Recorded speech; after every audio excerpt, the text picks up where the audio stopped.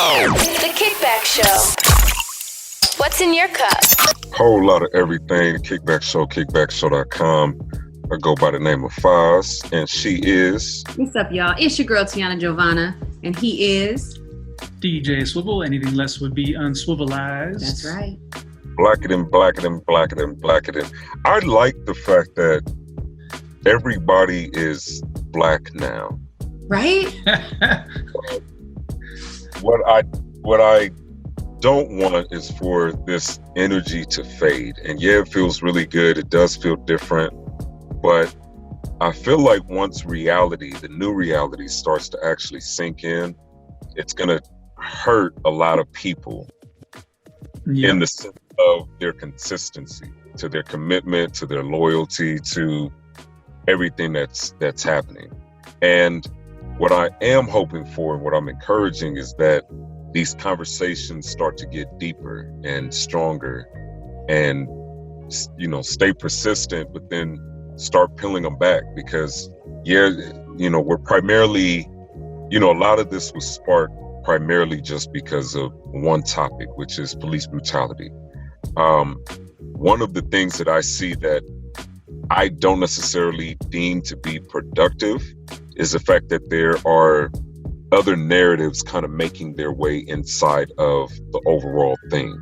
For example, it's like, hey, Black Lives Matter, justice for, George Floyd, Breonna Taylor, Ahmaud Arbery, and then it's like, well, there's other people too, right? Like, yeah, well, my cousin got killed too, and I want justice for him. Nobody's talking about it. And it's like, well, that's what we're fighting for, is for everybody to get this involved. And, for these things to be resolved and, little steps at a time. And then it's like, well, there's also, trans, people in the LGBT community that struggled and, Black trans are getting murdered. Nobody's talking about this. And it's like, well, that's part of the whole overall arc, is that we're trying to solve these issues, but it's different. All Black Lives Matter. And it's like, okay, yeah, but that's redundant because we're saying all Black lives. We're saying it's already been encompassed in the whole Black Lives Matter movement. Yeah, like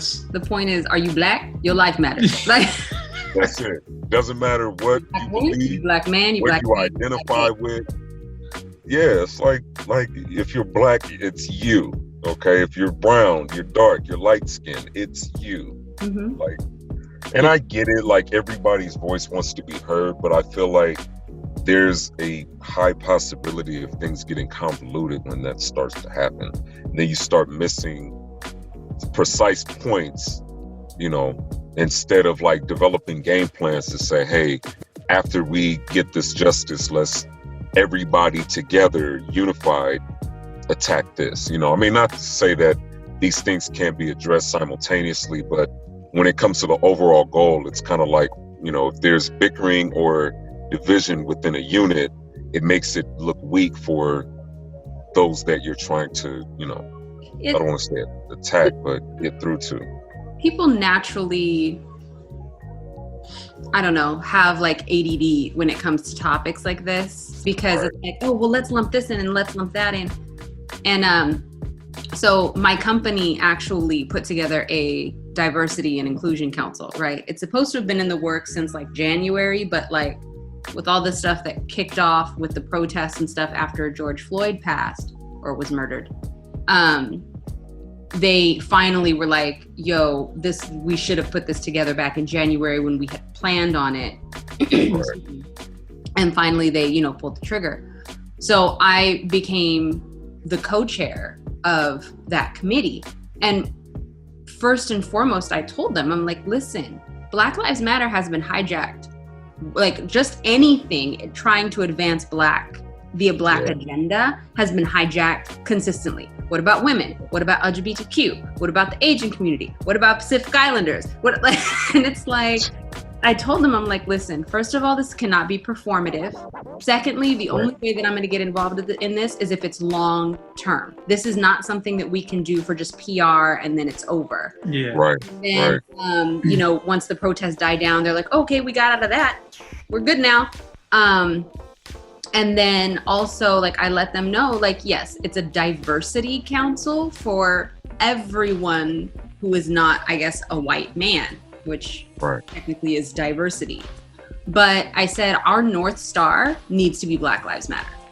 That's why this kicked off. That's why it happens. We are the most underserved and disenfranchised group of people across the board.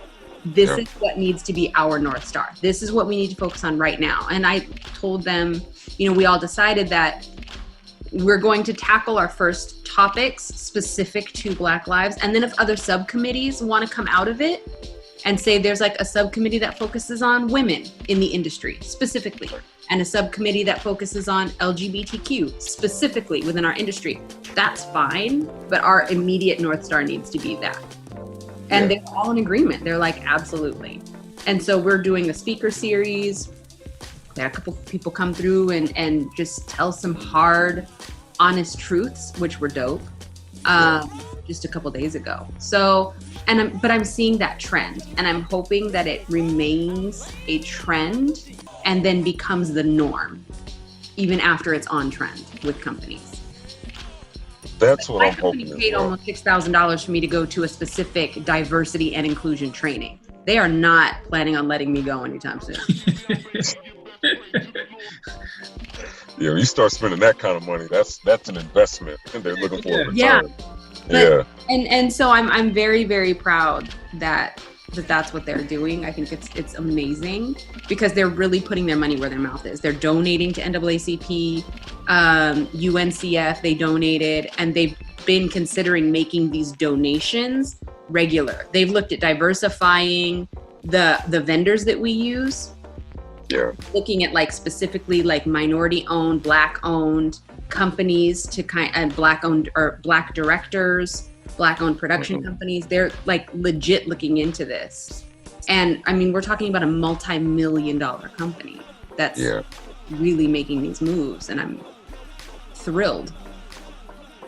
Yeah, I think it should be that way, you know, across the board with all companies. But I really think, and I really hope that we see major companies that are like in the spotlight in terms of like professional sports teams and things of that nature really, and I see you shaking your head, but like those kind of avenues really need to like step their game up so that it's way more like public and in your face for the entire country, so that the entire country can you know, naturally gravitate or make that shift towards that direction of having more equality, more inclusiveness, more diversity in all areas. Like, you know, we've talked about on the show before how like the NBA is one of the best organizations at like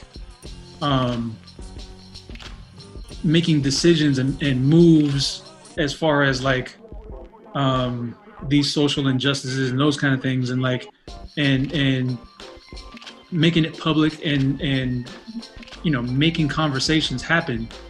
But like it's got to go, like you said, Foz, like the energy needs to keep going, but not just keep going and stay consistent. Like it needs to continually build until like we get to the point where we're not having to have these types of conversations. Like, you know, obviously we saw what happened with Rayshard Brooks, like just a few days after like protesting and police or people talking about like, okay, reform is actually about to start happening, and then freaking, you know, Atlanta hits. And then I saw just a couple of days ago the half brother of one of the kids found hanging from a tree. Like he was shot. He was a half brother of Rayshard Brooks. Yeah, no. The half brother. I mean, I'm sorry, the half brother of the guy in Lancaster. You're right. Yeah. Apparently, like it was like a major shootout, so it wasn't necessarily like an unarmed black man killing, but still, it's like, what are the odds? What, you know, the you know, it's how many people have they found hanging? 8 so far. 8 nationwide, I believe. They just found the 7th. Yeah. Or the 8th. Yeah. Okay. Yeah, I think it's 8.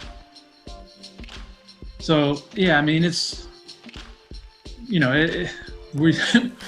we just celebrated Juneteenth and, you know, Black independence and that kind of thing.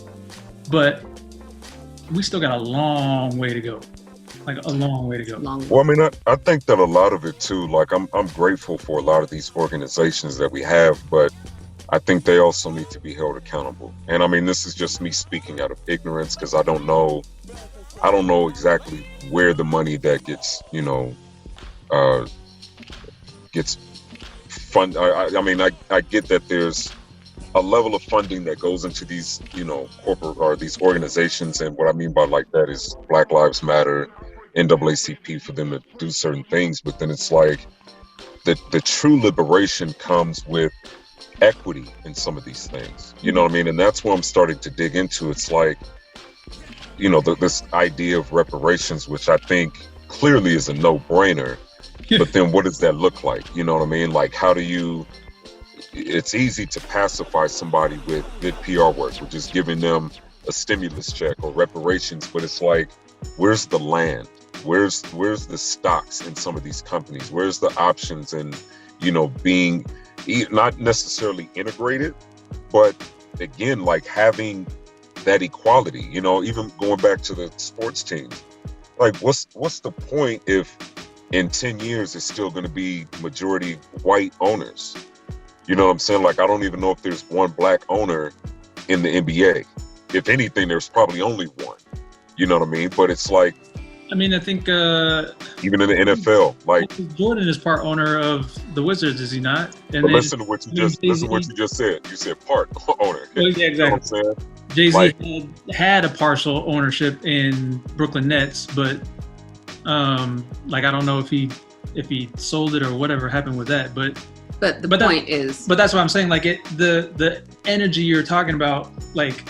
That's why I'm saying it needs to continue to build. Like at bare minimum, it's got to stay consistent, but it needs to continue to build so that we do see more Black owners, in my opinion, particularly in the NFL, because it's one of the most blatantly, openly racist leagues there is. Yeah.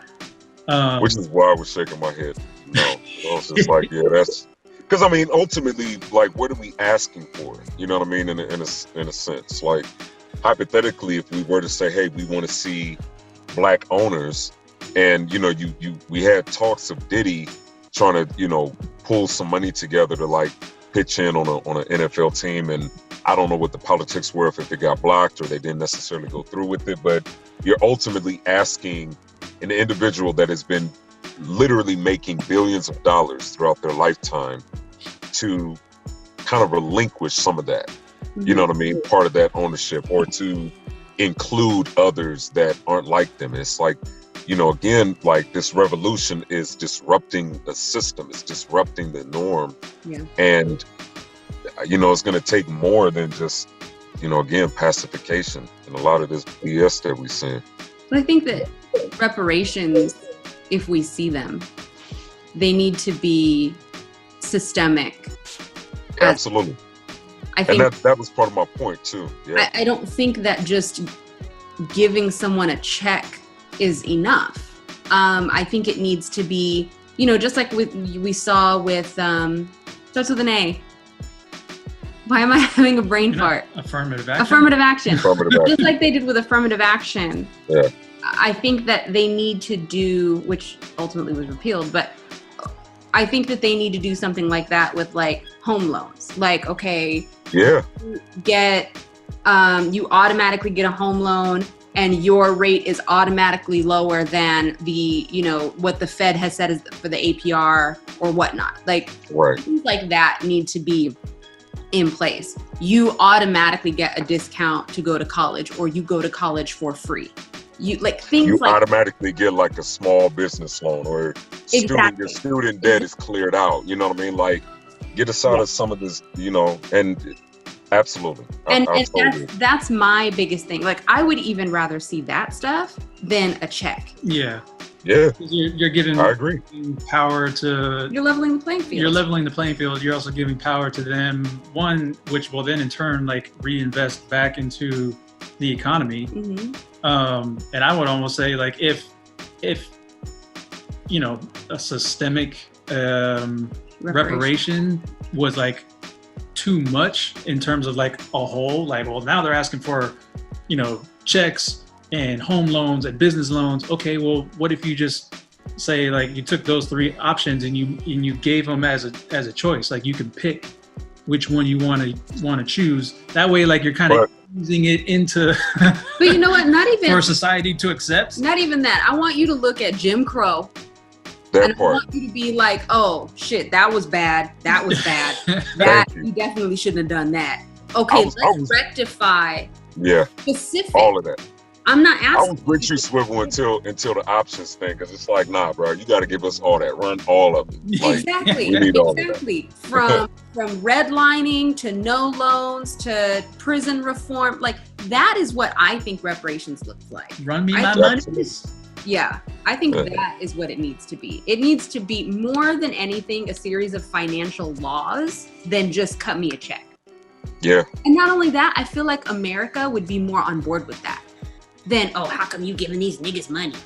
Uppity niggas. Well, money. Like, because at that point you have to think about it in when we're talking about America, KKK, right? And we're thinking about that mindset of the white patriarchal, supremacist type of we are the minority, we're superior race type of mindset. That's who put this system in place. So when we talk about this idea of receiving equity versus just some empty currency, the currency will be easier to give away, because then it's like, most of them is going to burn it all up, you know what I mean, or not know how to recover it. We can probably name at least 3 people personally that we know that would immediately go buy a car and some ridiculous dumb stuff. Or I'm gonna go buy out the mall and buy this chain, right? So it's like, by giving us equity, it makes us more powerful. Yeah. We become more of a threat because that's something that's going to appreciate. It's an asset versus us spending it on liabilities. You know what I mean? I'm going to buy a plane. I'm talking about uneducated America at large that doesn't know how equity works. That's why I'm saying I think that it would be easier to do something like that than to just be like, oh, all these black people are getting free money. Yeah, but the uneducated aren't the ones that have the power to. Yeah, they are. You see Trump got in office? No, but what I'm saying is in terms of like actually like giving black people some type of reparations, it's the elite powers that be that are white that won't even allow that to happen. Even if the undereducated is like too ignorant to see like, oh, okay, well, they can't do anything with equity or whatever. Like, yeah. So I don't know. Shout out to Sticks, because he tweeted the other day like, yo, reparations, if they're gonna come, they also need to come from Portugal and Spain, sugar plantation, France. Yeah. From the British, the Spanish, Portuguese, the Danish. Yeah, French, especially. Swedish. If America, KKK, doesn't want to fit the bill, then it could be divvied out between all those other countries because they all participated in the slavery movement. So true. There's that. Well, shit, if that's the case, somebody needs to get on the phone with China and just say, yo, black people don't owe y'all nothing. Get y'all money from them. Like, they the ones in debt. We free. You know what I mean? Like, we don't owe nobody nothing. America owes China $1.2 trillion. No, the white ones do. Yeah, nothing to do with that. Yeah. So we got to make sure it's specific. Right? Yeah, for real. But I think that's part of like the issue when you start really digging deep, and why a lot of this is kind of an uphill battle, because I mean, besides the 400 years plus of this system and conditioning and programming being in place, we're literally trying to break into an exclusive bank. You know what I'm saying? Like, the prison system generates revenue. You know what I mean? These politics generate revenue. A lot of these, religion as an institution generates revenue. You know what I'm saying? And so it's like, you paying tithes every Sunday, but that's not reflected upon your taxes. Maybe, no, I lied. That it is reflected on your taxes, but you're not seeing any type of growth from that.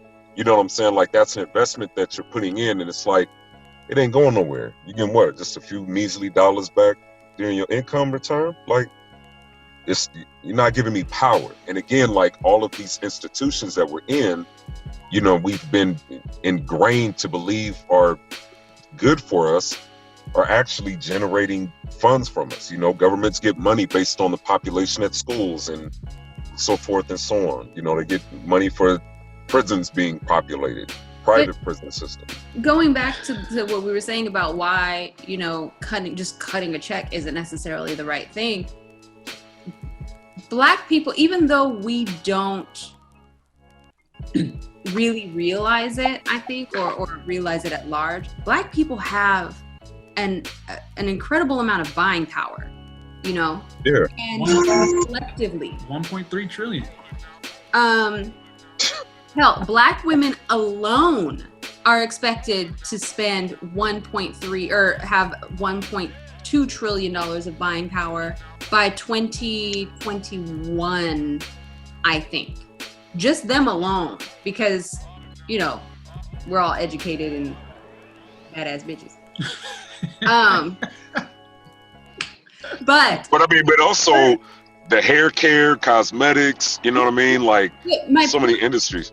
My point in saying that is, if we as a community understood that our collective buying power is that vast, and we started putting our money behind politicians who are actually going to be able to make the changes that we want to see, that would be huge.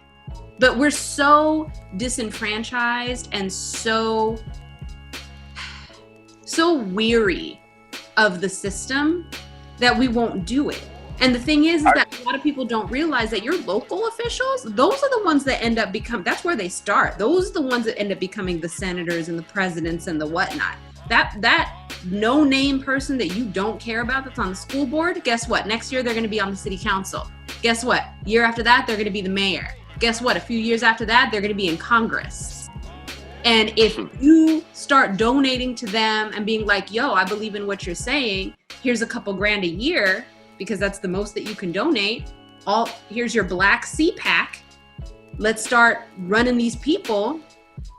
That could be huge. But going back to the original point of the Black Lives Matter movement, in a sense, being hijacked, the problem where we have, as far as like the Black community not necessarily agreeing on a Black agenda, is because there's things that happen that cause divisions and divisiveness in our agendas and in our communities.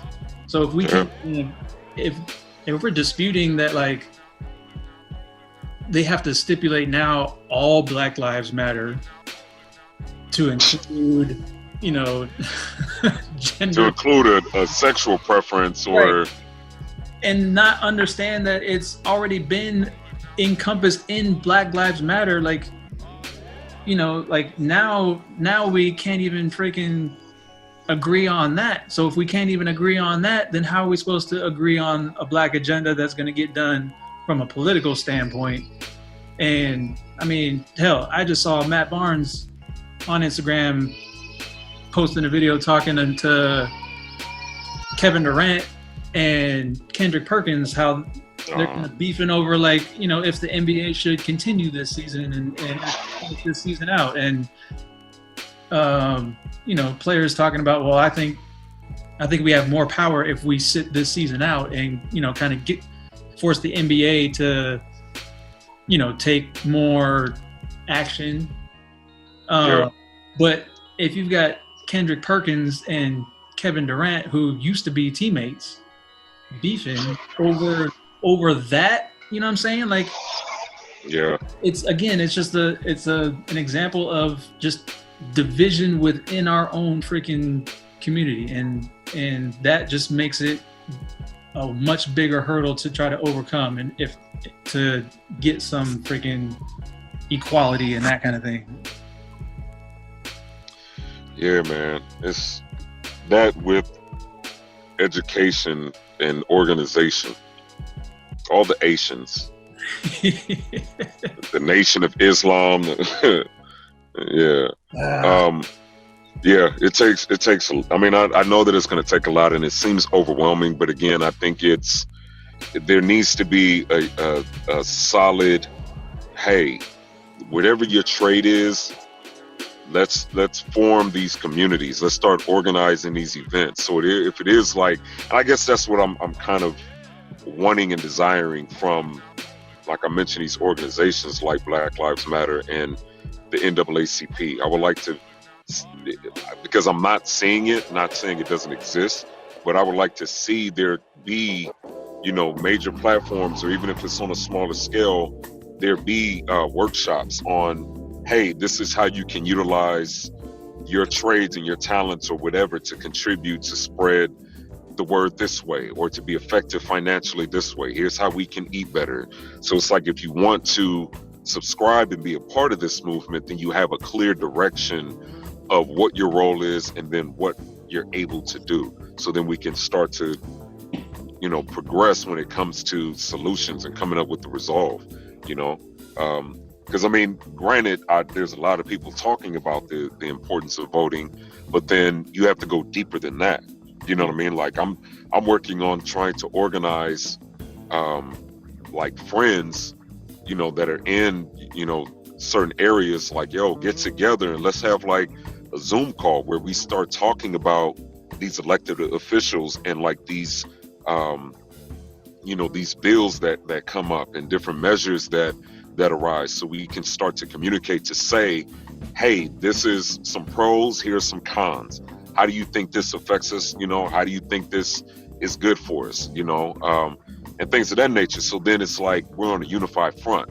I don't know where the stigma came from. Hey, don't talk about politics, yada, yada, yada. Maybe it's a, divisive type of tactic. But at the end of the day, if we're not even agreeing on something like that, then again, it kind of goes back to that idea of which one of us is looking at, the polls and saying, well, hey, I don't know this person, or this person has just been like a school teacher and doesn't have any, experience in politics. I'm not going to vote for them. They may be the best option because they see things different. You know what I mean? Let's run a background check. Like, who lives in this area and knows about this person? Or let's research and figure out, do they have any discrepancies or any, malpractices, or have they done anything that, doesn't necessarily fit our vision for what we want our future to look like?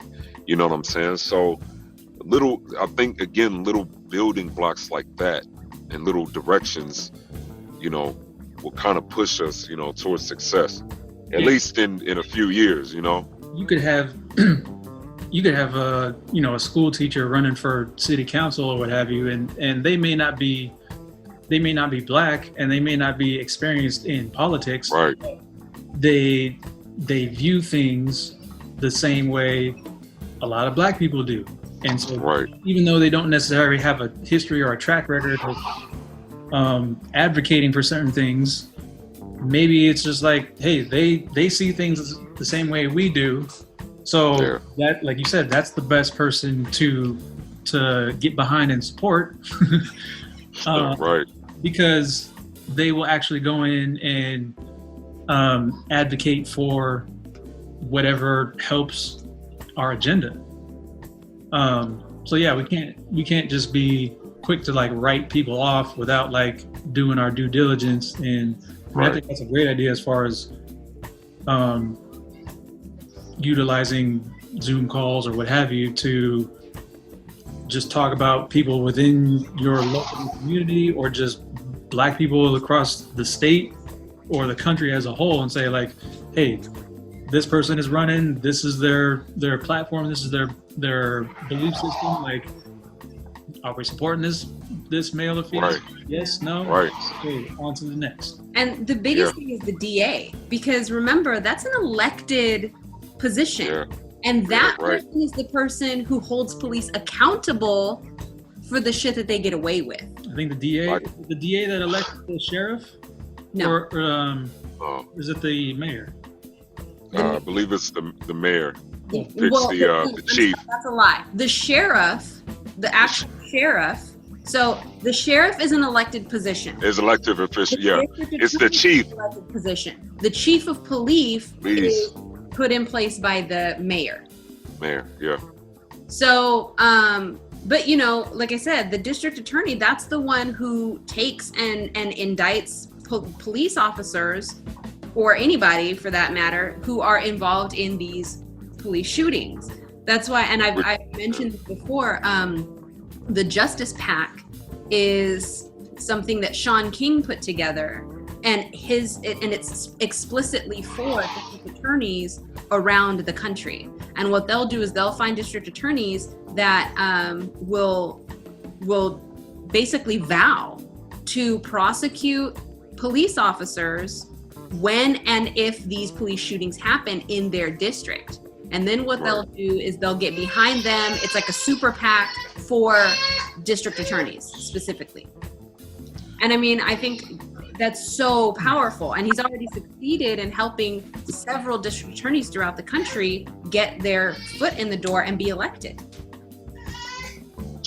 It's important. We need to get Jackie Lacey goofy ass up out of here. Goofball face ass.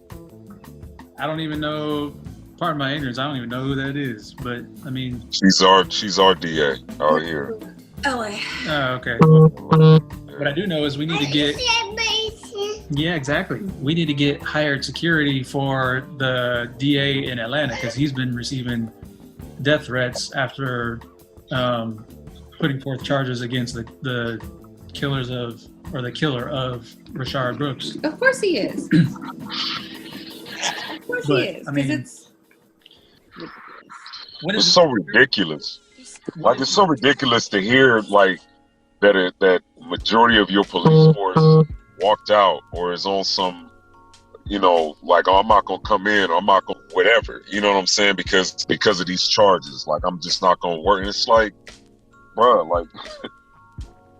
You swore an oath to serve and protect. Like, you swore an oath. That's your job description. Like, so you're just gonna call out sick because you don't agree that a cop who shot somebody has been indicted?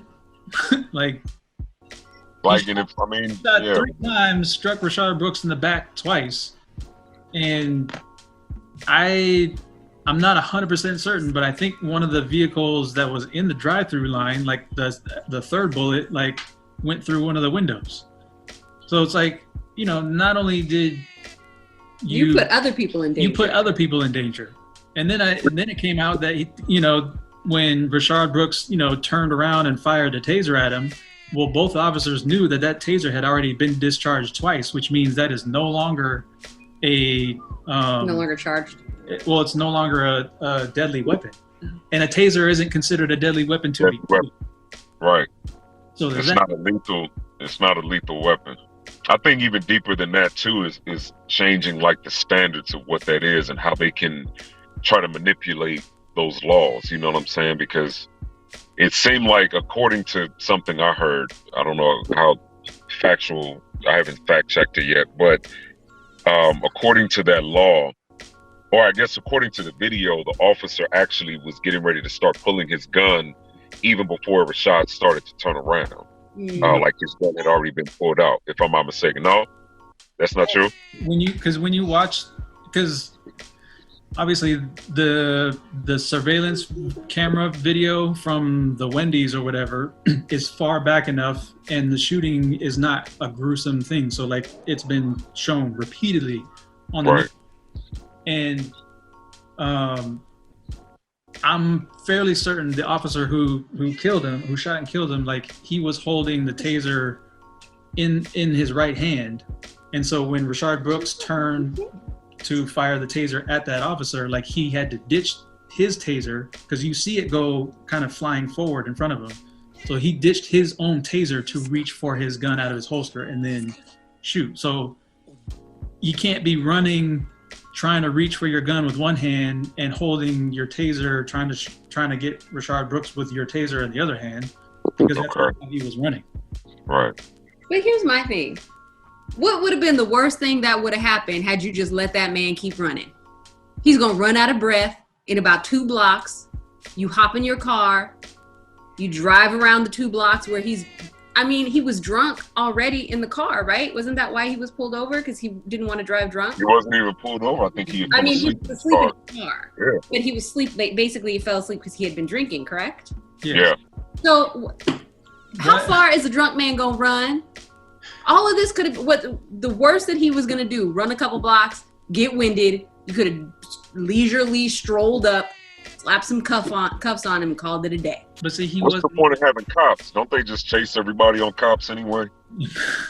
Well, that show got canceled. So, but I mean, Rashard Brooks wasn't even drunk. They were talking with him for close to 40 minutes. What? I was gonna say the whole conversation lasted 40 minutes up until the point where they gave him the breathalyzer test. Then decided he's too intoxicated, so that's when they moved to arrest him. But it's like, he asked a couple of times, can I just walk? My sister's house is down the street. Let me just walk to my sister's house. You couldn't do that? Yeah. I mean, I'm sure the breathalyzer came in just a couple of points over the allowable limit. So it's like, dude, really? You've had a coherent conversation with this guy for 40 minutes. But let's not forget that sitting in your car, sleeping in your car, even if you're drunk, is not illegal. Well, I don't know what the law is in Atlanta, but I know that you can't get arrested.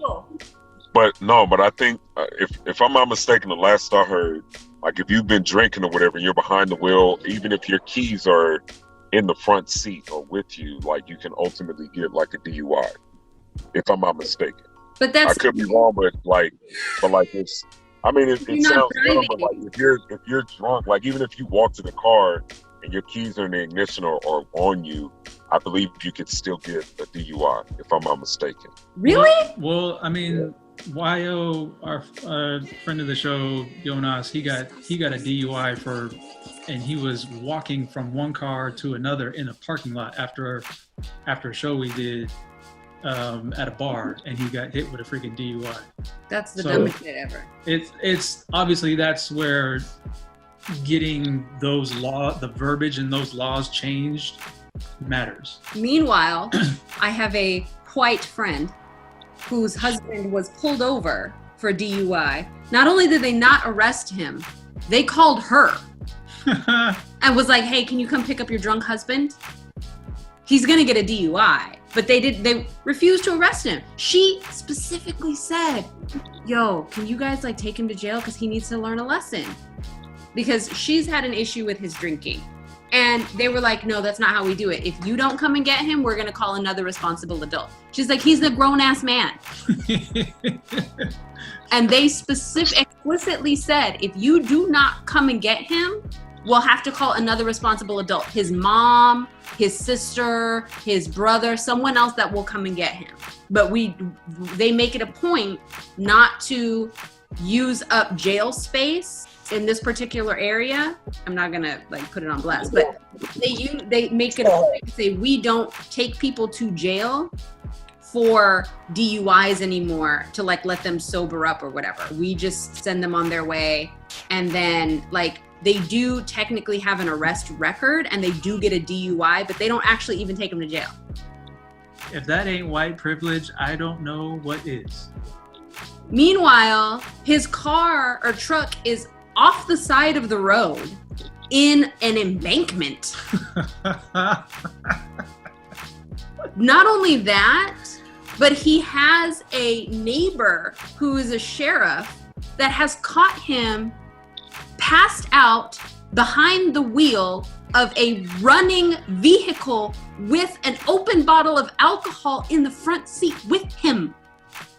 Who was like, oh, okay, let me just call your wife and let you go home.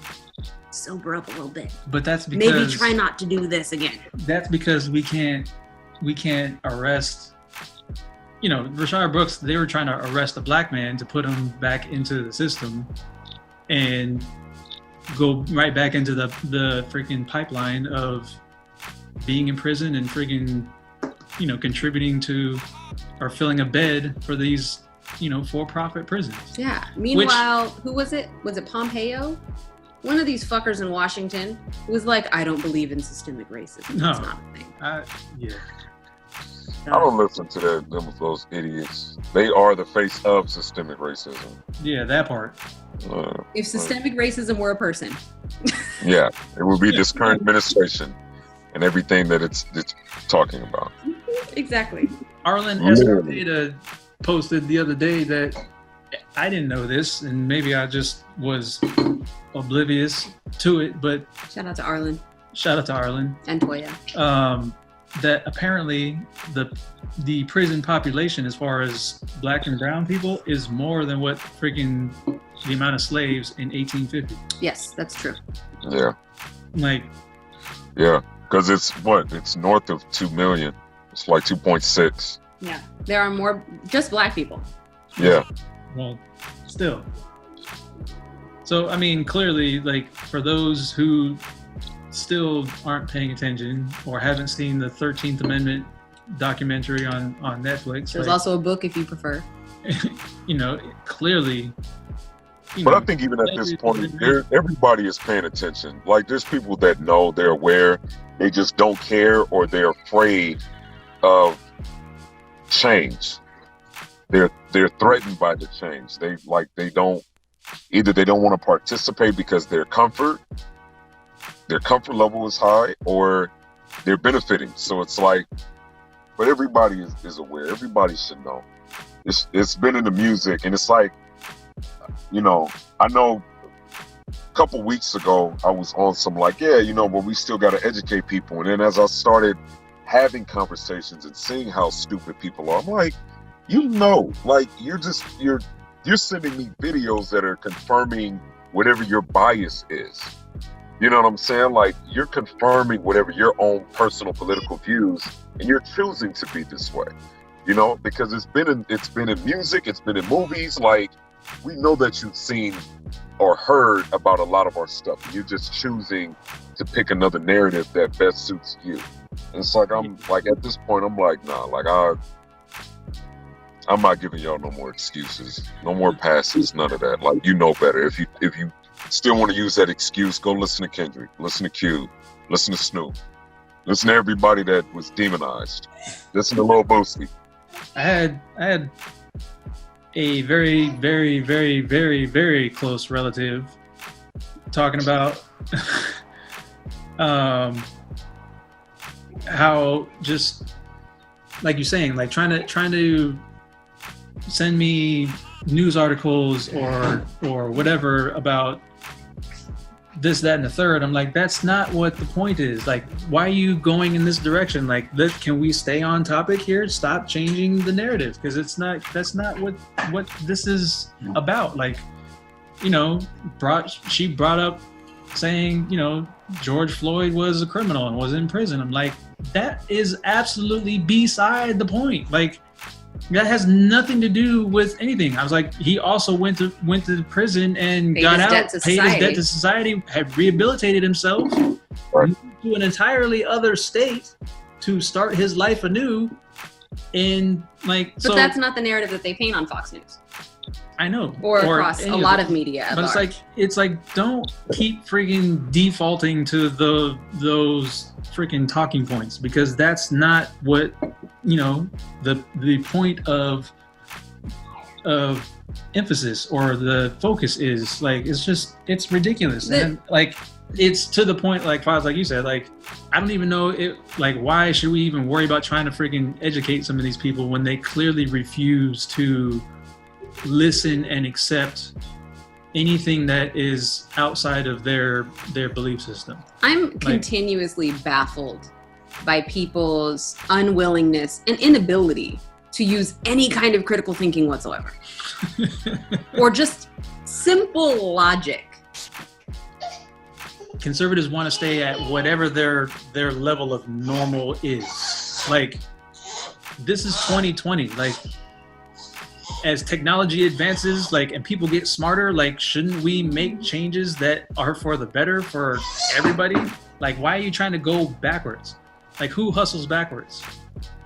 But I think that's a part of it, is like, those conservatives have benefited and have been protected, and I think it probably even may go deeper than what a lot of us realize. Like, you start changing some of these laws, not only does it affect, these public servants, but it may also affect them.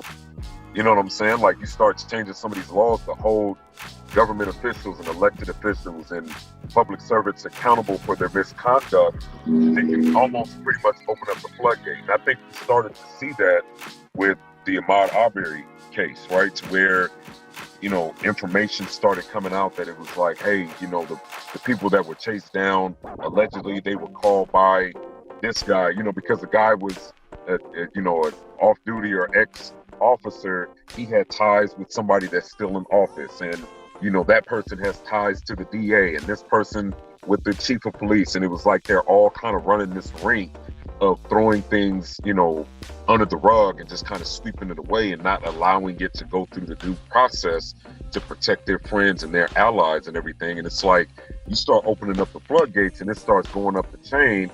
How many governors, how many senators, how many, mayors, and again, elected officials and council members and judges and all of that are going to start to get fired, and indicted and charged and are part of a lot of the corruption, So again, that's me speculating. I know that may not necessarily be all across the board, but again, if you're against it, then what is it about this system that you're benefiting from? What about this system is it that you agree with that protects you from a lot of things that, Black people don't get the benefits of? What is your take on this whole, like, with the Black Lives Matter, slogan, so to speak, kind of being hijacked, because with this divisiveness of all Black lives and all, like, should people still be, hashtagging and that sort of thing, like, in support of it, if it's just going to be divided anyway? I say, yeah, like, I get it, and I understand why people are trying to insert themselves. What I'm against is the high level of confusion that gets distributed amongst those that don't understand what the movement is about, right? And we kind of saw like a clear example of that with J. Cole dropping the song over the weekend, right? With the Snow on the Bluff. And he was talking to the young lady and he was bigging her up like, I think what you're doing is great. So much so that I feel convicted that I feel like I'm not doing enough for this movement and putting my money where my mouth is. Although I feel as though that J. Cole has been on front lines and has contributed and helped out just with his talents as well as, his personal life and philanthropy. But he was like advising her, kind of suggesting like, look, I know that you're passionate and I love that, but you may be missing your mark with a lot of people because of your approach, right? And so kind of taking that same concept with having this, hey, it's all Black lives, and kind of altering what the whole message and the point is and making it look like it isn't necessarily a unified movement or that there's, a divide, it ultimately defeats the purpose and what we're trying to truly accomplish. You know what I mean? Like, I feel like, if we're gonna all push for this thing, let's all do this together and let's achieve what we're gonna achieve. Like, let's just use this as, the locomotive. Like, this is our vehicle. Black Lives Matter is our vehicle. This is what we're trying to accomplish. Social justice, social change all of these things that will benefit all of us. Despite whatever it is that you're trying to push, we understand that everybody is dealing with something, but it almost takes on the same, narrative as all lives matter. You know what I mean? To the ignorant ear, to where it's like, hey, well, Black Lives Matter. No, well, Black trans lives matter. And it's like, oh, yeah, we're saying the same thing, but to somebody else, it comes off as like, well, no, all lives matter. It's like, that's not what we're saying. You know what I'm saying? By saying Black Lives Matter, we're saying we're all not being recognized for all of the injustices and disparities that we're experiencing. Yeah. You know what I mean? And obviously there are microcosms within Black lives that, like, for instance, yes, black trans men may be targeted differently than just black men. But at the same time, the key word is black. Right. You are both being targeted.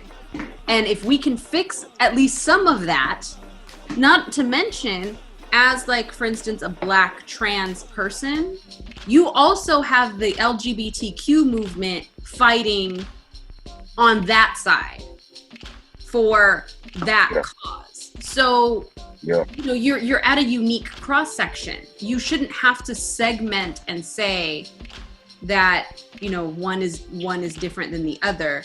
At the end of the day, it's all blacks. Yes, you need allies if you are trans or gay or like a woman. Black women are treated very, very differently from black men in society. And being targeted just as much.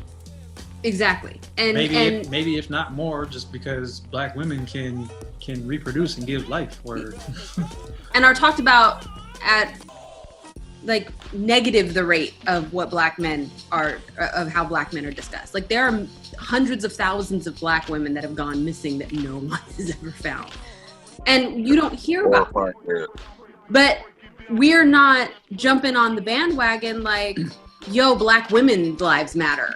Well, bitch, you still black? Like, it's a systemic issue that affects all of us broadly. And if you want to niche it down on your own, then do that. But don't try to hijack the Black Lives Matter movement to niche it so much that, you know, you're now excluding your brothers and sisters who are, in essence, fighting for the same thing you're fighting for. Yeah, Black Lives Matter isn't solely focused on black men who have been brutalized by police officers. I've even seen Black Lives Matter come out for white men who have been brutalized by police officers. Yeah, that's that part. And that's the whole thing. It's really addressing when the All Lives Matter crowd wasn't around. You know what I'm saying? Like, and that's, you know, I've always heard reports of like, oh yeah, well, you know, there was this other race that just got killed, and I don't hear the Black Lives Matter. And then, in fact, Black Lives Matter was, as an organization and protesting on the front lines for all injustices, not just the black ones.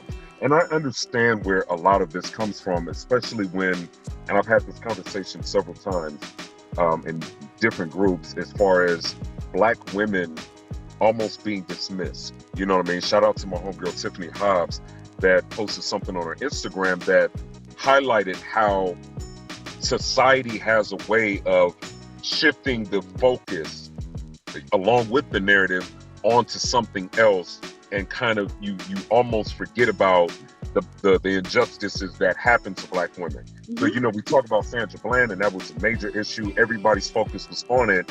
And then the moment that something else happened, then we quickly shifted to that and didn't request and fight for those same, you know, that same justice for her as others. So I understand that. But even within that, that's, I feel, on a grand scale, an internal type of conversation. You know what I'm saying? Because it's like, yo, yeah, we're still talking about the same thing, but hey, let's also make sure that we don't forget and highlight Breonna Taylor, you know, the Mike Treese Richardsons of the world, you know what I mean? And Sandra Bland's and all of that, you know? I would say Breonna Taylor is the perfect example, since, you know, everyone was fired up about the Ahmaud Arbery situation, and Breonna Taylor's situation happened, but it wasn't really all that public yet. And then once it started to become public, all of a sudden George Floyd happens, and it's like all the attention goes here. Goes over there. And the people who killed Breonna, or the specific officer, no charges, no. I thought I read something that just recently said that one of them had been fired. So I don't know if they're actually making progress. Yes, they do. Yeah, I know, right? And I wish that, can you imagine if the worst thing that could happen to you when you killed someone was you got fired from your damn job?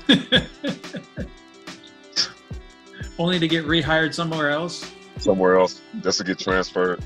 Yeah. Which is why, I murdered his boyfriend. Guess I better find a new job.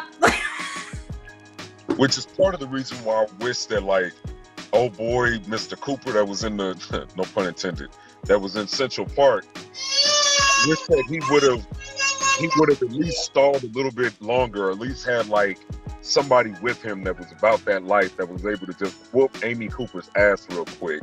So it's like, well, look, you're gonna get fired from your job. You about to lose your job and a couple teeth. Like, you about to get your ass beat too for this bullshit. That's ideally for me. I've been taking a lot of pleasure in seeing some of these supremacists, so-called, get their ass beat. Oh, like the white guy that was following the two teenagers, and then another white guy came along and just started socking the initial Kevin up, just like bap, bap, bap. And then wait, what, Kevin? Is Kevin now the white name for men? Kevin, yeah, apparently. But isn't your black brother named Kevin? Yeah, that part.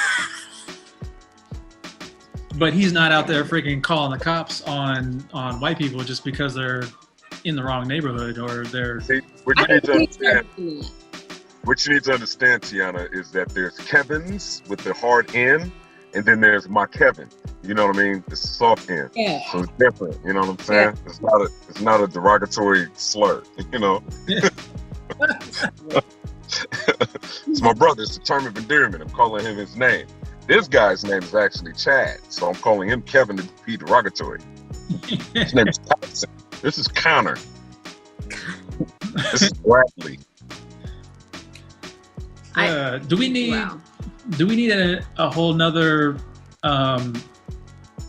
black owned and operated movement? Like, because I'm seeing a lot of people talk about like we should just stop dealing with Black Lives Matter because it's George Soros funded and that sort of thing. Like, listen, I mean, where we get our money from? It's money still spends the same.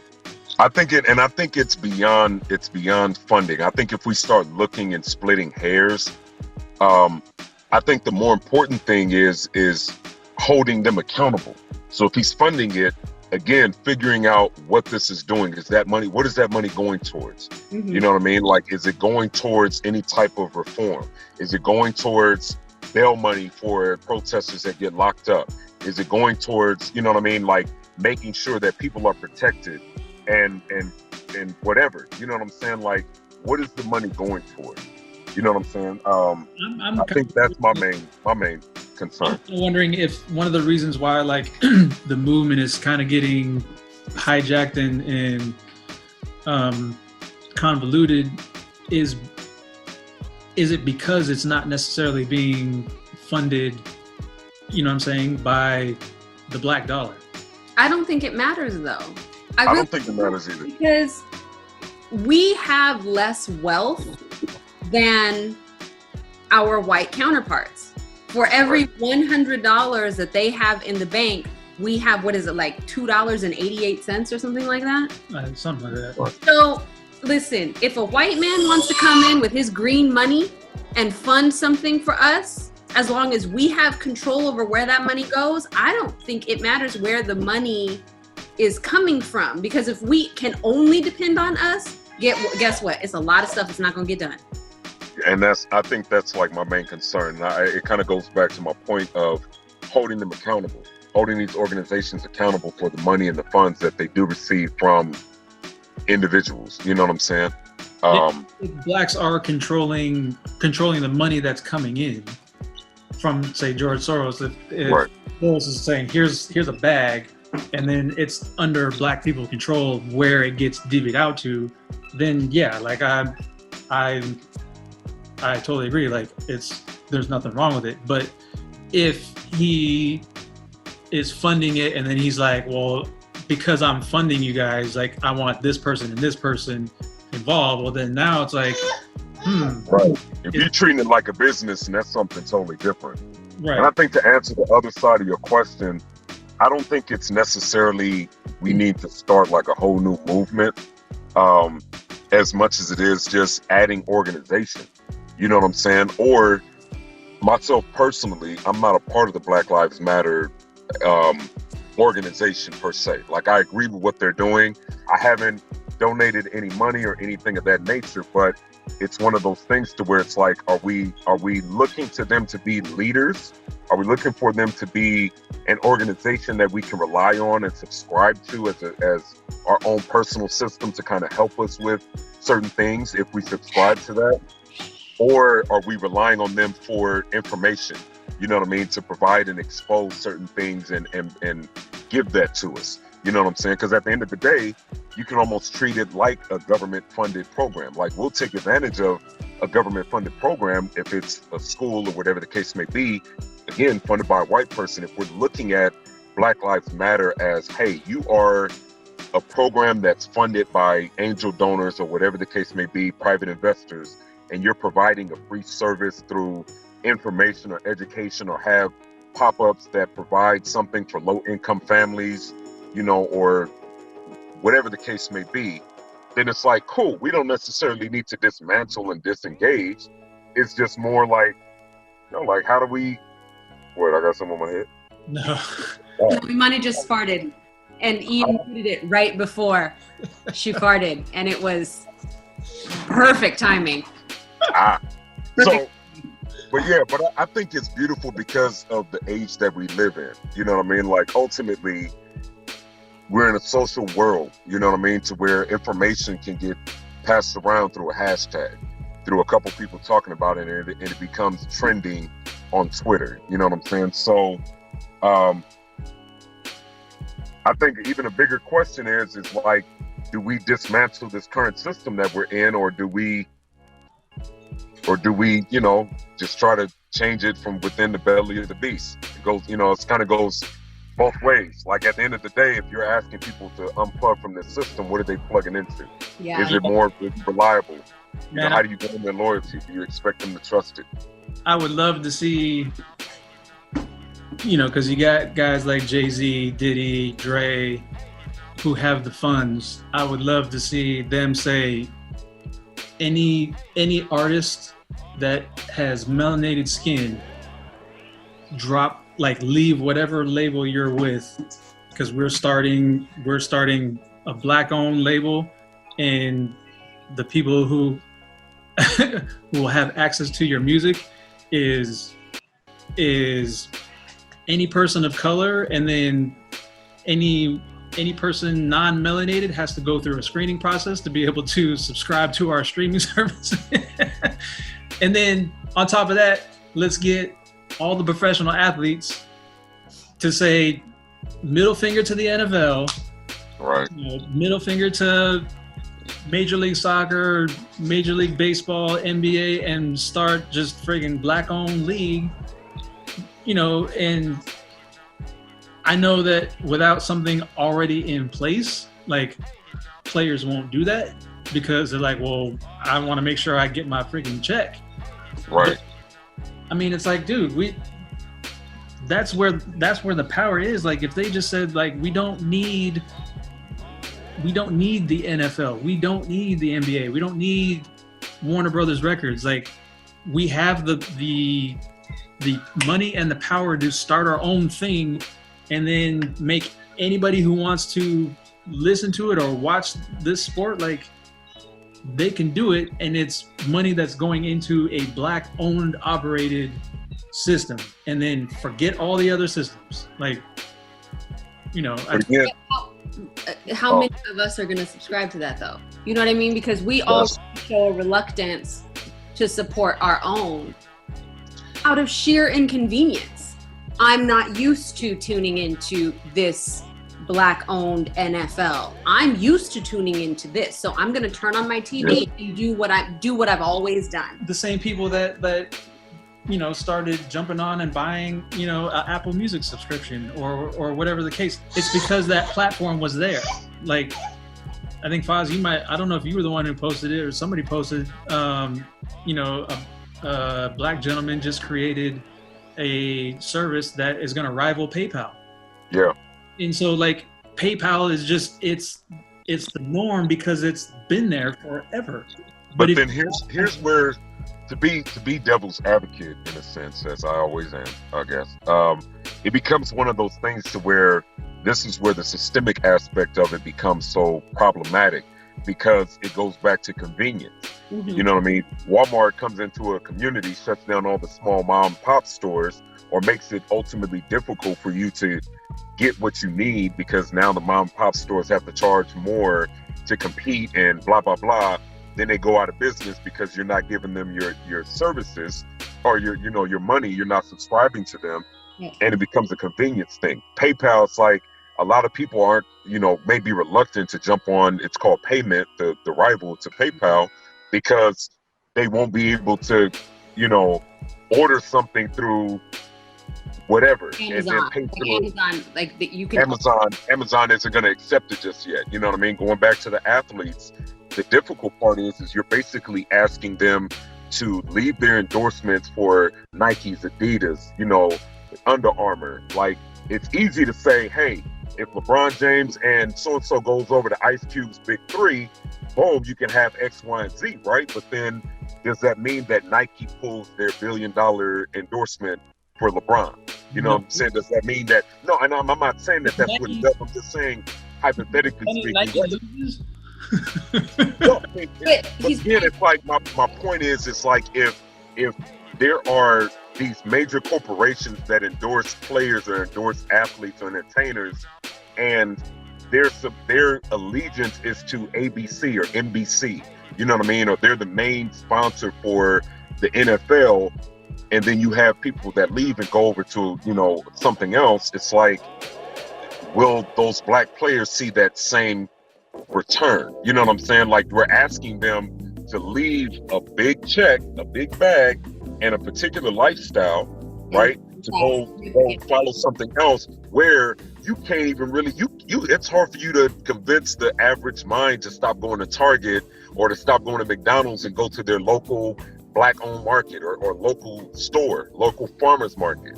You know what I'm saying? Like, it's one of those things to where for them, in their mind, they're programmed and conditioned to think, well, Subway is just right here. Wingstop right here. Boom, and this is just right here on the corner. You know what I'm saying? And they don't want to go across town 7 miles to get some food. But take the professional athlete, for example. David Stern, rest in peace. He did a phenomenal job of turning the NBA into, a star-driven league. So people are drawn to watching NBA games because the stardom and the celebrity of the players, not because of the league. So the players have the power to leave that league if they wanted to. NFL players have the power to leave the NFL. But where does the money come from? I understand that, but then where's the money coming from? Like, you leave the NFL, their endorsements go with them, and if the endorsements are going with the players to another system, and in terms of the viewing audience and the ticket buyers and all that goes with the players to another system, guess where the advertising dollars go? They go to the other system, because you would have to have an exodus. But that's my point. If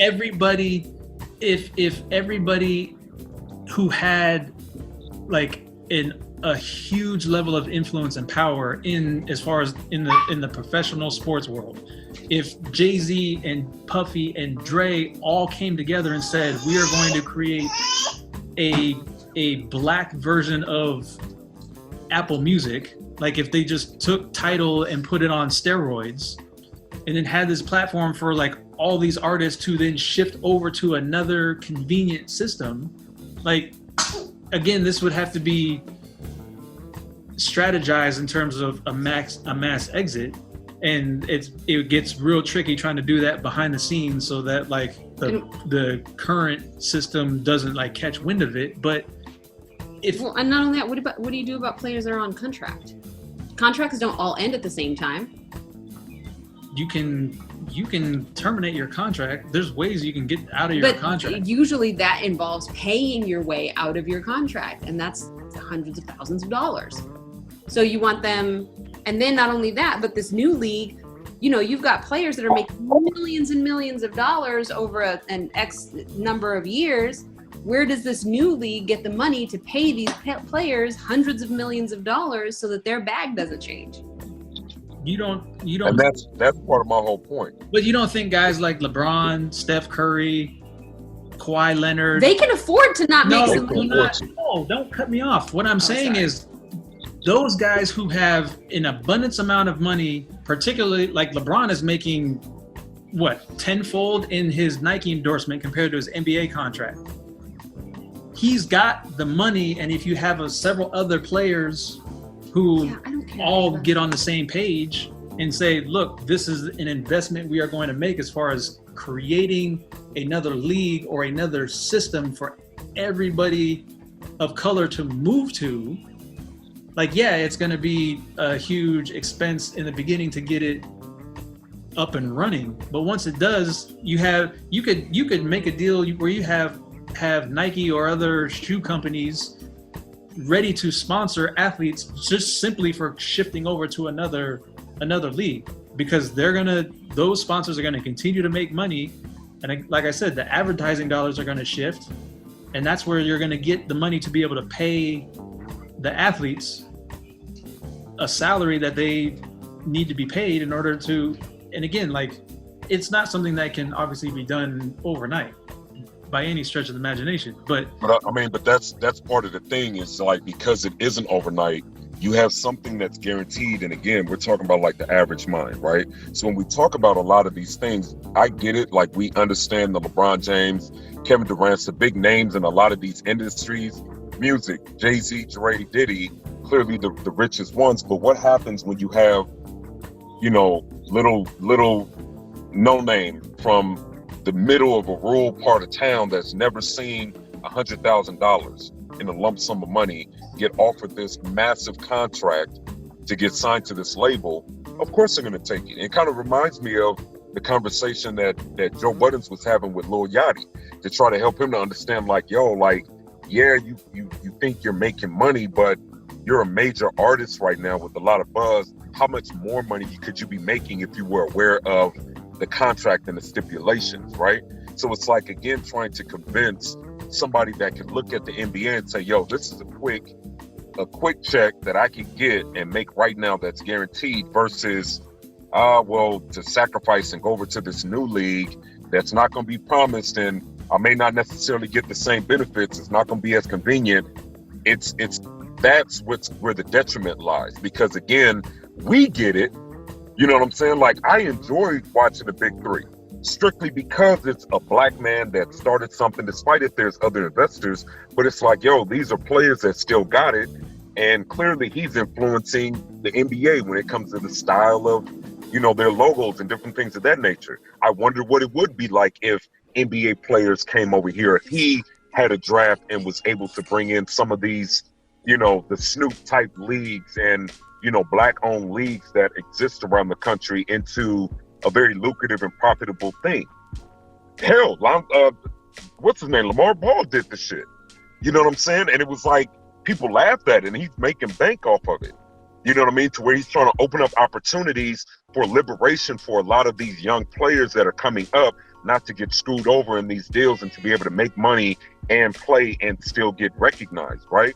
But again, the average person that trusts so much and relies on this government and entertainment and society, societal things when it comes to like food, it's hard to convince them that to convert. Because again, they won't even make the sacrifice to not shop at a store just to, put a black dollar back in the black community. You know what I mean? And so clearly, yes, I think if it happens maybe in baby steps, you made a good point.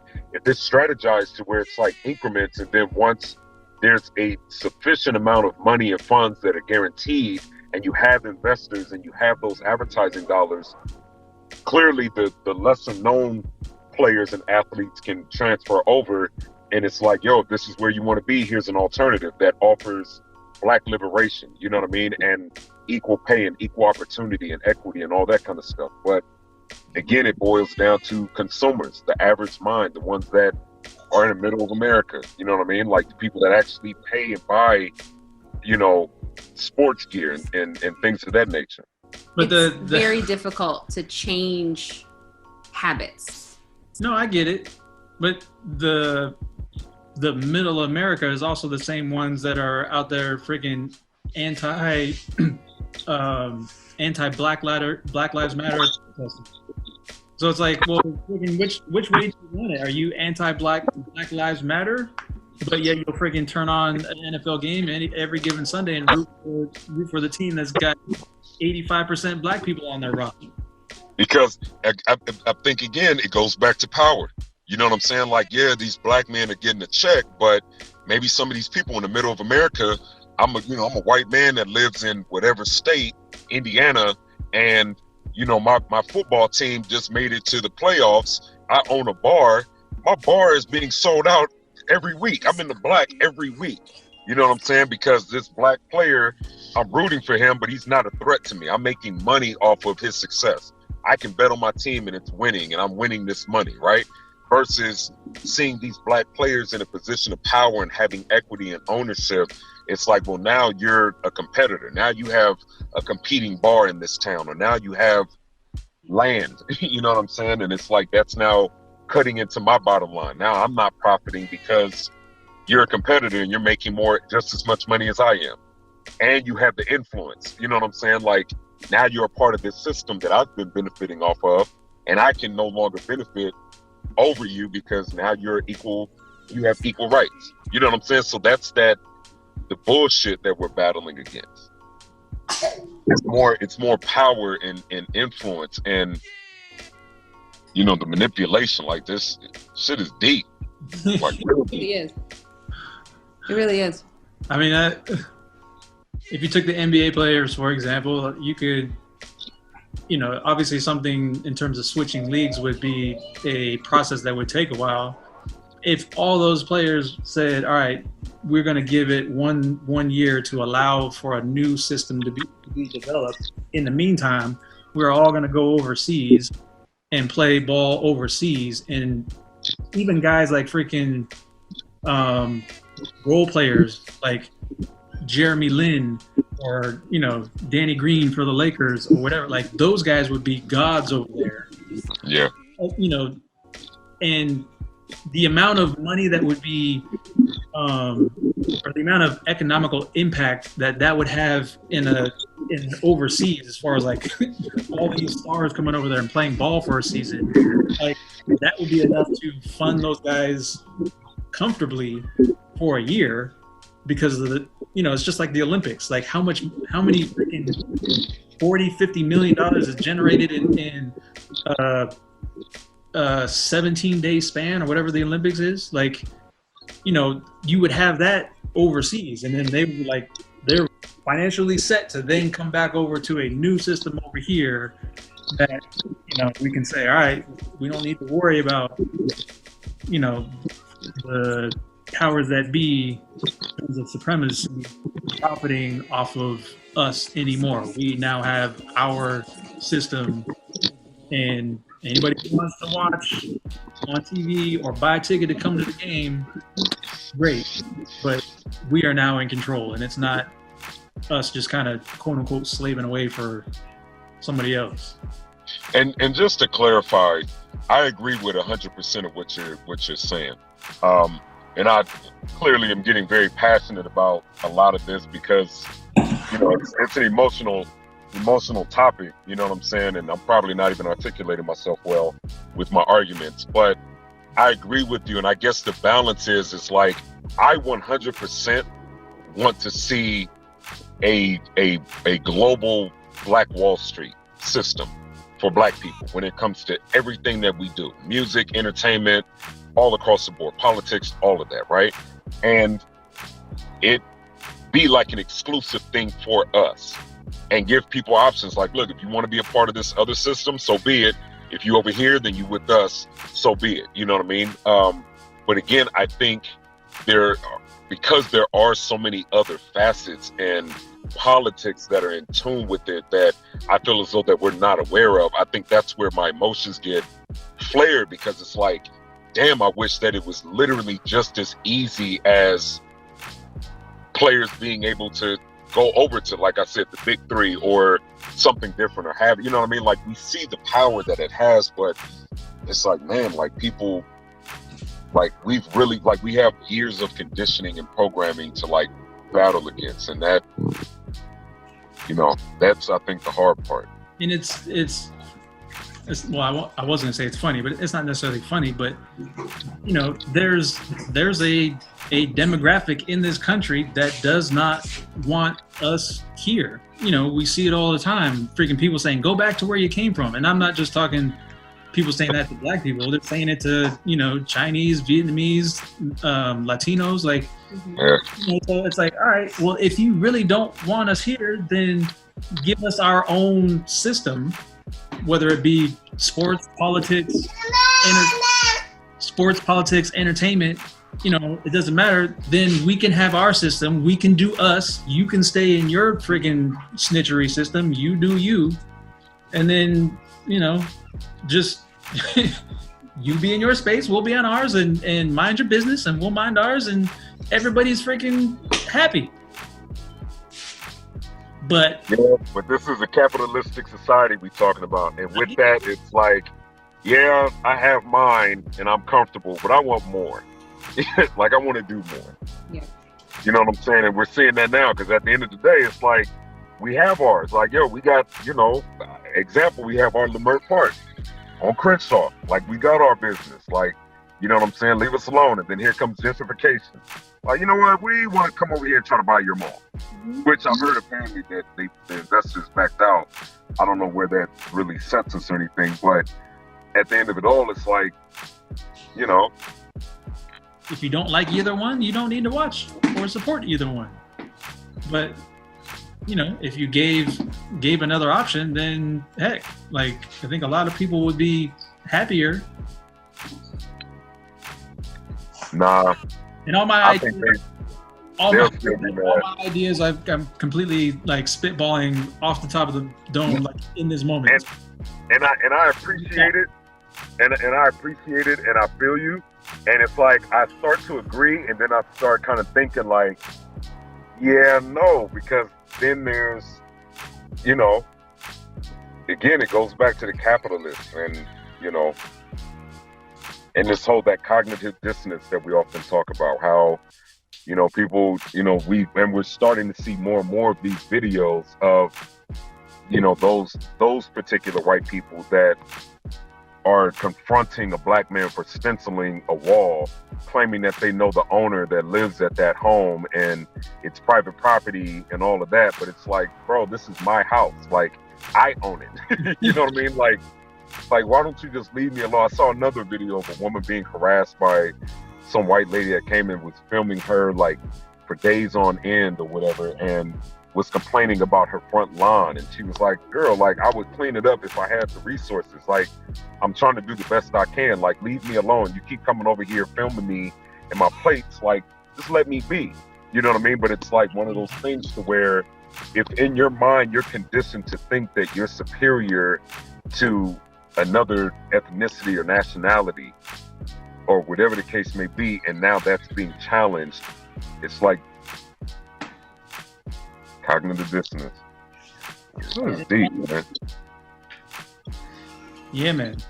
I think everybody we need to have like a full-out brawl. Like, we can just fight it out and then figure it out after that. Like, we need to get a lot of frustrations out. You know what I'm saying? Well, you saw what happened in Seattle with the whole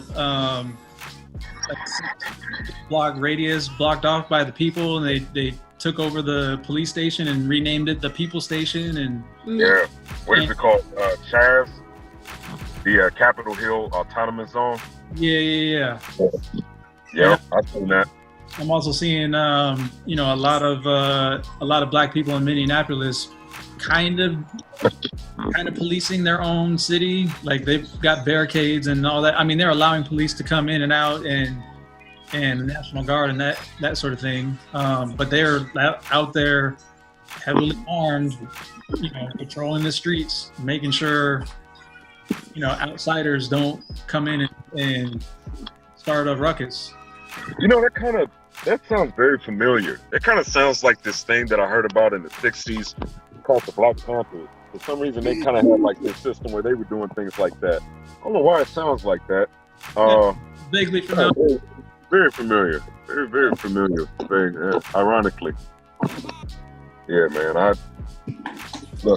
think that a lot of this is a step in the right direction. Like, I do want to celebrate all of the wins that are coming out, whether it is an officer being terminated from his job, which may lead to, you know, him actually facing charges and not being protected behind that blue line.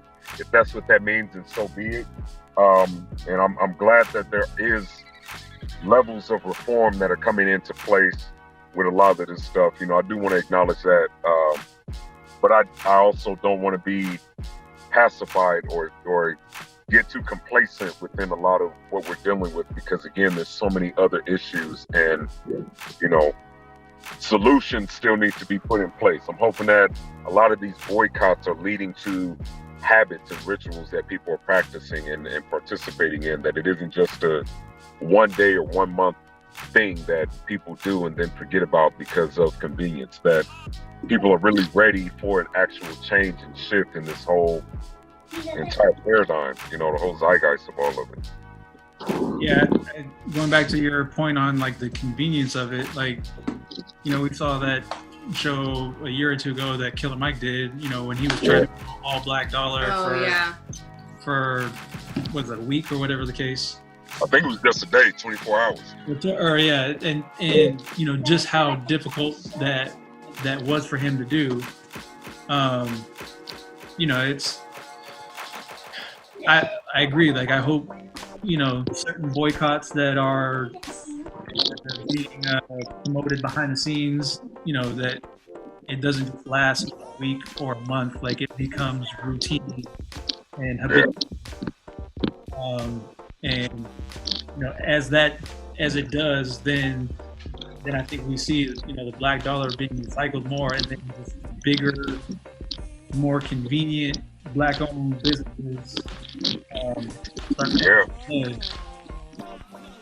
I think that needs to be some of the demands too, like from our allies and counterparts. Like, you want to support us and you want to do this, like, go beyond just kind of being a shield and a voice for us or showing solidarity. Take your white or Latino or Asian dollar and bring it to the black community. You know what I'm saying? Like, if you're an investor or a hedge fund or whatever, venture capitalist, consider black businesses. You know what I'm saying? Like, consider the black community when you're doing that. You know what I'm saying? Like, put your money behind what we have. You know what I'm saying? No, I agree. And that's one to Tiana's point earlier about, like, her company, you know, kind of doing some of that, like, or right. Do that, like, you know, 1,000%. Like, more companies need to jump on board with that same thing. We don't, you know, I don't need freaking, you know, company like Nike to just put out an Instagram post and then think right. that they've done their job. Like, I follow one of the guys that's close homies with theirs, and you know, he works for Adidas, and you know, Adidas has already, like, because they immediately were getting, you know, backlash about the level of diversity in the Adidas organization, and they fired, you know, a CEO, and already, like, we're holding you know, online conferences to talk about diversity and ways that Adidas can make changes, and you know, being very proactive, because again, it's more than just putting out a blanket statement, you know, that, you know, one company sees another company do and they just freaking copy and paste and then just change their name. You know, that freaking black meme or black box with white text, like, you know, your blanket statement of how you're supporting Black Lives Matter, and nothing has been done. Yeah. You know what? I like all those white actors. I feel responsible. It's like, yeah, you are responsible. Accountability. You should. Thank you. Now do something. Well, but not only that, another thing I will say about going back to Swiv's point, I appreciate that my company, we haven't made any statements. It's like, before we put something out there, we need to look at ourselves before we say, oh, Black Lives Matter, happy Juneteenth, we're giving everybody the day off. Like, they didn't do any of that. Nothing has been made on social media. And their whole thing is, before we make any kind of statement, we want to basically, like what we've been saying a lot within our diversity group or the committee is saying, you need to walk the walk before you tweet the tweet. Right. And that's what we've been living by is, okay, we need to take a hard look at what our company looks like. What can we do to make immediate changes? Like next 30-day immediate changes, and then we'll make a statement later. But that goes back to the whole, like, all of these companies that are doing like these performative actions. It's like, no, you're just doing it for PR to be on trend right now. And that's not at all what my company is doing. And that's, again, why I feel good being a part of their council, because they're listening and they're like, no, we're not doing this to get kudos. We're doing it because it's the right thing to do. And that's where it matters and it counts.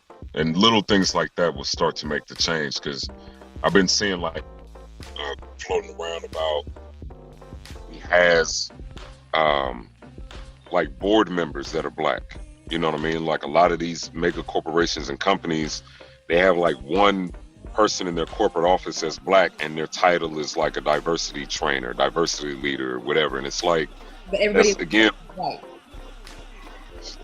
like they not in a position to make decisions or to contribute. Their voice isn't being heard. Mm-hmm. You know what I mean? When it comes to the decision making for things. The funniest to me is this whole Aunt Jemima change. Like, people get mad about the Uncle Ben and Aunt Jemima. Like, let's get rid of Quaker Oats dude too. Let's get rid of, the grits man. Let's get rid of the ice cream trucks in our neighborhood. Let's change those songs. You know what I mean? Like, get rid of Mr. Clean. Let's get rid of Mr. Clean. Let's change the names for some of these and the logos for a lot of these, Why are we getting rid of NFL? Mr. Clean. He's just light skinned. What's wrong with him? He's just light skinned. He's a butler. He can be better than that. He's better than that. Been cleaning white people's houses for the last 40 years. Change it. Well, all I know is the Kickback show, we got a lot of diversity between, us being half black, half white, and Brandy covering, I'm a butt. Brandy covering the dark chocolates of the movement. Like, we in there. We all the way in there. All the flavors. Coco Cubana. Yeah. All the flavors. All of it.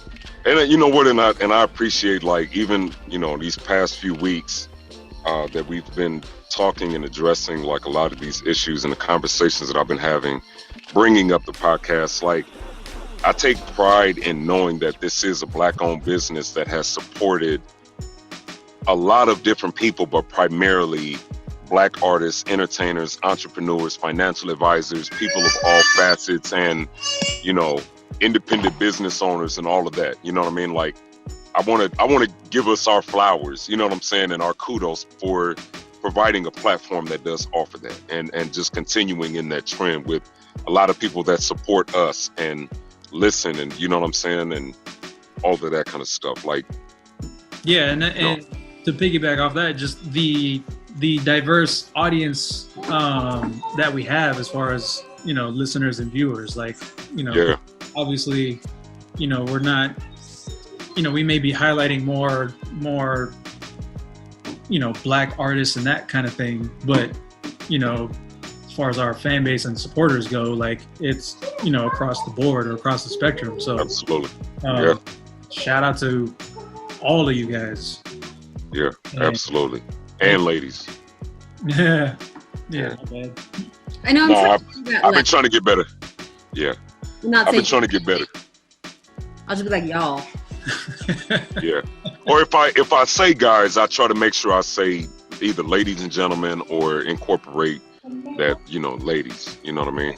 See, one other way the women are being oppressed. Common vernacular leaves us out of the conversation. It sounds funny, but what you're saying is 100% true. It's absolutely true. And it's little subtle things, you know what I mean? So little by little, making improvements within ourselves and allowing that to reflect in our communities around us. Yeah, man. So, yeah. Well, happy Father's Day to you, my brother. You know what I mean? Happy Father's Day, brother. Happy Daddy's all that Day. good stuff and things. Maybe mail some hair care products to Randy Ghostin. You think I'm lying? I'm gonna go see my. I know I believe you. I'm gonna drop by and go see my pops and all that good stuff. So, yeah, try to get it popping. That's what's up. It's gonna be a cool summer. Cool summer. You get this hair. Or it might be hot. I'm hoping that hoping there's some convictions and all of that come down the line and indictments and yeah, I'm hoping that sentences get handed out. Positivity. No, I'm shaking my head in terms of like I agree. Indictments have to happen because if they don't, you know what we saw a few weeks ago, it's ain't gonna be shit, bruh. It's a final note. Like I was watching the LA riots, 92 riots, Rodney King thing on Netflix called LA in 92 or LA 92. And yeah, man, like just to kind of revisit it, knowing what happened, clearly being, old enough to understand what transpired and revisiting it with these events that are so current and seeing what happened. Like clearly we're in a different time now to where LA back then was like, it was gangster, like hella gangster. Like watching the documentary and just seeing like how things spread from the courthouse all the way to, South Central, and it being like, yo, anybody that looks this way, that comes through this intersection is getting bombed on. Like we firing on all white people. It's like, y'all don't want that again. Like I guarantee that Atlanta, Chicago, Detroit, New York, LA, Texas, like a lot of these major black cities that are across the nation, like you don't want to get them pissed off again. So something better get handed down. Like it better not be all of these officers walking. Like somebody better get sentenced to something. It has to, because I mean, yeah. It just has to, and it will. It will. I believe it, speaking it into existence. Yeah. Justice will be served for everybody all across the board that has suffered from any injustice. That's what it's really all about. Yeah, I think that's what they kind of started to realize. Like once some of the rioting and looting started popping off, when arrests and charges weren't immediately made in George Floyd's situation, they're like, well, they mean business this time, so let's go ahead and press charges. And if there were to be no indictments, I think they know, now that like they're happy. They're whether you go to that freaking that snitch ass cop and you tell him, look, like you're taking the fall for this, like because we're not about to let this country freaking just go ballistic. Like you're going down for this. And because if they burning up precincts and then found out where he lived and showed up to his house, it's only a matter of time before you as a judge or you as a district attorney, your house gets found out. You know what I mean? And your office gets burnt up and trashed and all of that. Or, the places where you invested start getting burnt down and burnt up. You know what I'm saying? It's like, you better figure some things out, because if people don't, again, going back to that average mind, if they don't believe in the voting system and the justice system and politics and all of that, and they like, look, I don't plan on voting because it's not gonna make a difference, and they feel that way, and they looking at injustice happening in front of their eyes when they know that there was a crime that was committed, man, it's gonna be hell to pay, and hell ain't gonna have enough fire. And I don't believe it's a real place anyway, but that meme that's out there where it says, people should be lucky that black people are just asking for equality and not revenge. Like, man, to be like, well, we told y'all we just wanted equality. Like, this is what revenge looks like. Right? I'm saying, man, man, God won't be able to save nobody. Yeah. talking about the second coming of Jesus. That's black people coming together angry, flipping over tables and chairs. Quick.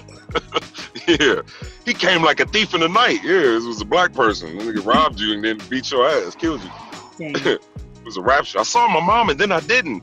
Jesus came. Yes, he did. Yes, he did. Black. Yeah. Right. But look, I appreciate y'all, man. Appreciate you. Yeah, I love y'all.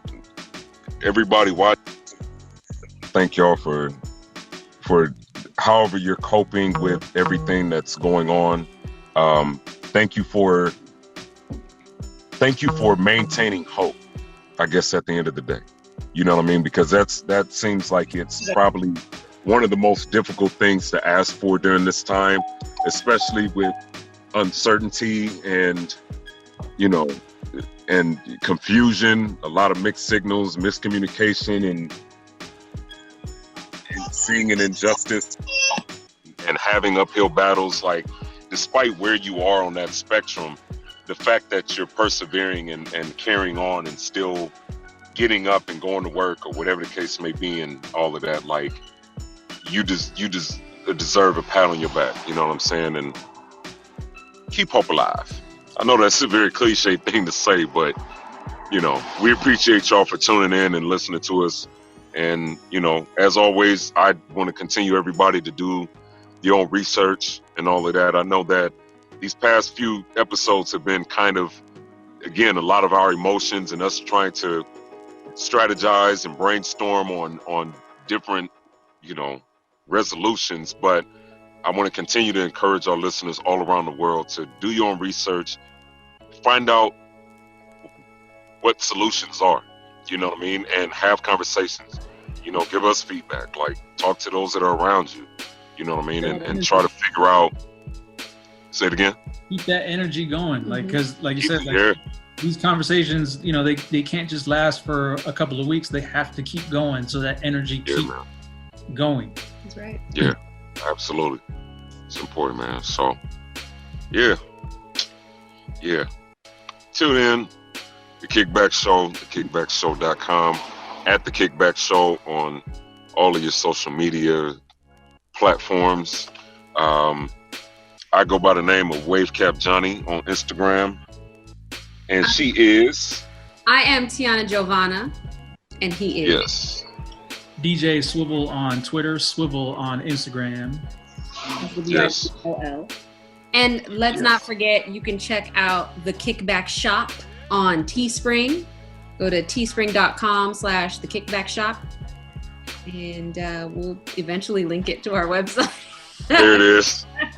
Steps, baby steps. But if you support a black business, you'll get some outcome. You know? See, black-owned business support. And as always, organic blackberry. Her tagline: "Tastes like it sounds, sound like it tastes," and all that, whatever it is. Not to throw shade. I always feel uncomfortable saying it. He's my cousin. It's my cousin, man. Like, but yeah. You were fading to black a minute ago. Just you going all the way with your blackety blackness. I know. Hey, yeah, man. Like, this revolution is real. Look at me this way. Then it just kind of got creepy. How you just gonna get blacker during the show? Like, the show's so black it made him blacker. You look like it's like this show's so black he blending into his t-shirt. You look like Homer Simpson when he's kind of backing into the bushes. Like,